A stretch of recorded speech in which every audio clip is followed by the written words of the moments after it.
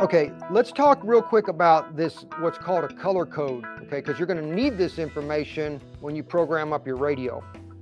And you're also going to need to know the time slotting. If you recall from when we first started talking, DMR uses two time slots. You got time slot 1 and time slot 2, and this is how they can do 2 calls at once, okay? These hotspots, and this one in particular, they tend to be fixed on one time slot. And in the case of these sky bridges, they're fixed on time slot 2. Okay.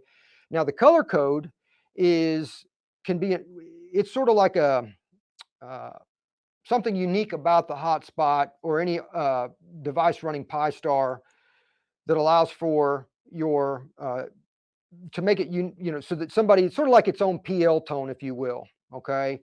And in this case, it's color code 1.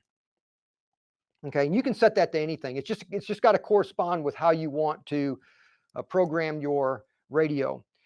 So I just wanted to briefly mention that because your color code is important and you're going to need to remember that.